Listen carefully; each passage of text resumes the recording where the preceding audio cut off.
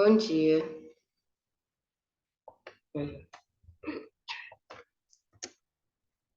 Bom dia. Eu me chamo Karen, sou discente da Unipespa, do curso de Letras em Inglês e discente de iniciação científica. Hoje vou falar sobre um estudo interdisciplinar das obras de William Blake nos quadrinhos Matrimônio de Céu e Inferno, de Enéas Tavares e Fred Rubin. Bem, ao iniciar, né, vamos falar um pouco sobre o William Blake. William Blake e o método de impressão iluminada. Bem, o Blake, ele nasceu em 1757, faleceu em 1827. Como o próprio Enéas Tavares ele menciona em sua história em quadrinhos, Blake é um enigma como poucos na história da poesia, da gravura e da pintura. Ele nasceu nesse período, né? E durante esse período, durante a sua vida, ele não teve reconhecimento, só após sua morte. Bem, as obras do Blake despertaram interesse em vários artistas. Ele foi o criador do seu próprio método, que é o método de impressão Blakeana, como é conhecido.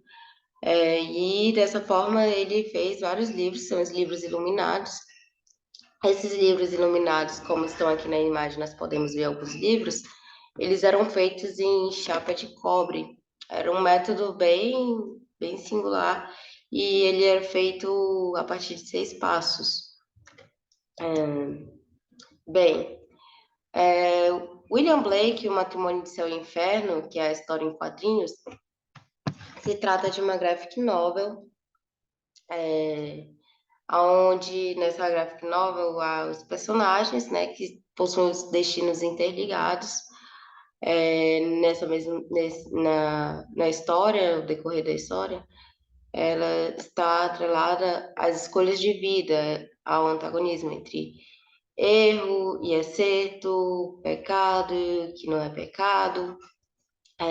A história em quadrinhos, ela os argumentos e o roteiro foi feito por Enéas Tavares, que é um professor de literatura da Universidade Federal de Santa Catarina, e ele orienta as pesquisas sobre os livros iluminados do William Blake, e ele também orienta pesquisas na literatura fantástica, sobre a literatura fantástica brasileira. Já o Fred Rubin, o Fred Rubin, ele é quadrinista, ilustrador e design gráfico, também formado pela Universidade Federal de Santa Maria. E periodicamente ele publica webcomics, em parceria com o Ené Tavares. Nessa narrativa, né, essa história de quadrinhos que nós utilizamos como estudo, o Ené, é abordado uma narrativa realista de sofrimentos, redenção, sob formas de arquétipos cinematográficos. Bem, nós temos os 4 personagens que fazem parte da história em quadrinhos, que são chamados de os Cavaleiros do Apocalipse.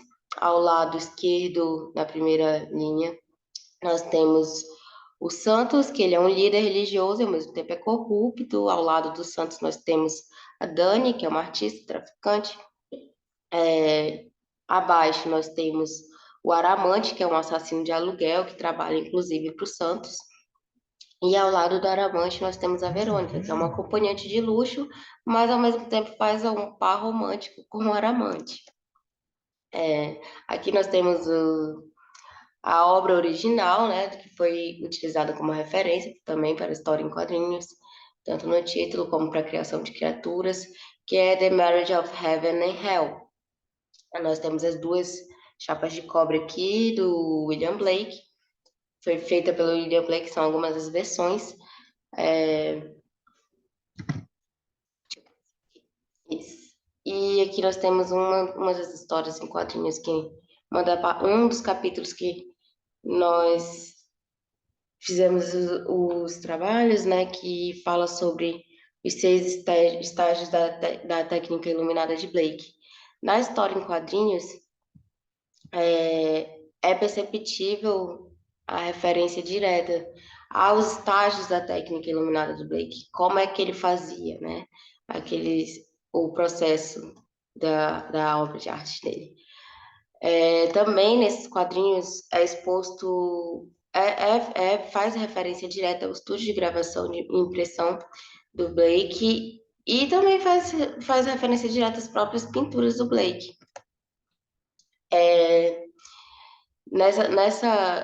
nesse capítulo também dos quadrinhos fica bem perceptível a cor como sensação e a cor como meio ambiente, que isso é o que o Rubin, né, deixa bem marcante. Por exemplo, aqui nós vemos que foi utilizado tons avermelhados para criar a sensação tanto do fogo, do inferno, causar essa impressão ao leitor. Algo que nos estudos dos quadrinhos, né, algo que é bem clássico, é essa questão das cores. Como o próprio Scott McCloud fala em suas obras Desvendando Quadrinhos, ele fala sobre isso, sobre essa questão de utilizar, do autor utilizar as cores para poder criar alguns tipos de sensações, né? Usar as cores ao seu favor, para poder prender o leitor. Aqui é uma referência direta do Desvendando Quadrinhos, onde ele fala sobre isso. De repente, parecia possível a cor assumir um papel central, elas podiam expressar um estado de espírito, tons e modelação podiam acrescentar profundidade, cenas inteiras poderiam mostrar só cores. Antigamente não, né? Antigamente os quadrinhos eram feitos no preto e branco, a partir do surgimento das cores no quadrinho, então você consegue, o artista consegue utilizar as cores a seu favor, para justamente conseguir prender ainda mais a atenção do leitor. Aqui nós temos uma referência direta do William Blake, né, do The Great Red Dragon and the Woman Clothed with the Sun. Aqui, nesse quadrinho que nós vemos, a criatura ela foi feita totalmente inspirada nessa obra do Blake. Nós também podemos ver a questão das cores sendo utilizadas, né, aqui, nesse ambiente. A cor como ambiente, que é o inferno. Os tons mais escuros, eles são utilizados como moldura, do quadrinho, o que dá uma sensação também, que dá uma diferença no ponto de vista do leitor. Quando o leitor olha esse quadrinho, ele praticamente percebe, ele dá uma sensação de que ele está olhando de cima, de que ele está realmente olhando tipo, como se o inferno fosse embaixo e ele estivesse olhando de cima. Isso fica mais claro no próximo slide. Deixa eu mostrar aqui. Nesse aqui. Nessa parte dá para a gente perceber a profundidade, a forma que as cores foram utilizadas para criar esse tipo de profundidade. Aqui nós temos mais uma obra que foi utilizada, né, como referência também aqui na criação do desenho do monstro. Ó, nós temos essa ave que ela foi criada pelo Rubin, justamente como referência direta a essa chapa iluminada do Blake. Bem, outro ponto relevante também na história em quadrinhos é que as cores dos personagens e a relação entre a personalidade e seus sentimentos. Cada personagem ele vai possuir a sua própria paleta de cores. Exemplo, o Aramante, que é o matador de aluguel, ele possui uma paleta de cores mais puxadas para o tom vermelho, são cores mais quentes também. Ao longo do enredo, eles demonstram certo tipo de sentimento, mesmo sendo um matador de aluguel, ele tem sentimentos e tudo mais. Isso é abordado na história em quadrinhos. O Santos e a Verônica, a paleta de cores deles são um pouco mais frias, eles se demonstram personagens mais frios durante, né, a história, no decorrer da história. Aqui nós temos outra referência bem relevante, William Blake, que é o enlace apaixonado desesperado do Aramante e a Verônica. Nessa parte da história, o assassino e a heroína Eles estão transformando alquimicamente o verde selvagem, o sangue da morte em paixão e energia.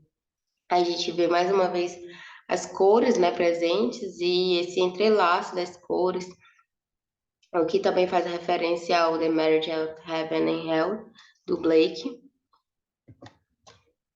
E o nosso último capítulo, que é o Sonhos de Liberdade, faz referência direta ao Songs of Liberty, do William Blake.